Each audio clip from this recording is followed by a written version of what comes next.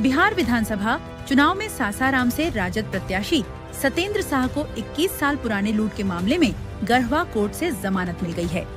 Supreme court से आए अधिवक्ता रंजीत सिंह की पैरवी पर कोर्ट ने जमानत मंजूर की। कोर्ट से राहत मिलने के बाद सतेंद्र शाह ने कहा कि विपक्षियों ने राजनीतिक षड्यंत्र के तहत उन्हें जेल भिजवाया था, लेकिन न्याय की जीत हुई है। उन्होंने कहा कि उन्हें न्यायपालिका पर पूरा भरोसा था और यह जमानत उनकी नहीं बल्कि उनके क्षेत्र की जनता की जीत है। अधिवक्ता ने बताया कि यह मामला न्यायिक था और गैर जमानती धाराओं में नहीं आता था। इसी आधार पर कोर्ट ने जमानत दी।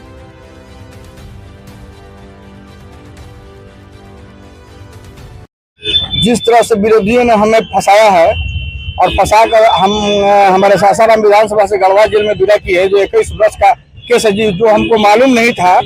और इन्होंने हम 3 बार सासाराम विधानसभा से चुनाव लड़े, उस समय कुछ नहीं था। और आज जब हमारे आरजेडी का समर्थन मिला और हमको टिकट मिला, तो इन्होंने हमको फंसा कर गढ़वा जेल में विदा कर दिया।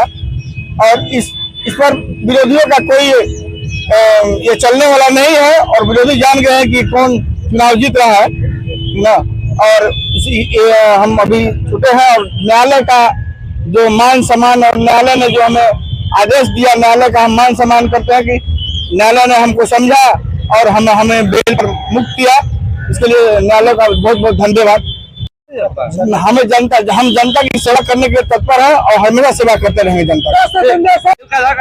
बेल का आधार है कि माननीय न्यायालय ने संज्ञान लिया कि बिना NBW का, बिना गैर जमानती वारंट का इनको जुडिशियल कस्टडी दिया गया था। हिरासत गुण दोष के आधार पर नहीं था, बिना मेरिट का था। इसलिए न्यायालय ने कहा कि ये बिल्कुल जो है हिरासत में रहने लायक नहीं है और उसमें मेरिट के आधार पर, गुण दोष के आधार पर इनको रिहा किया और जनता जनार्दन के आशीर्वाद से इनको न्याय मिला।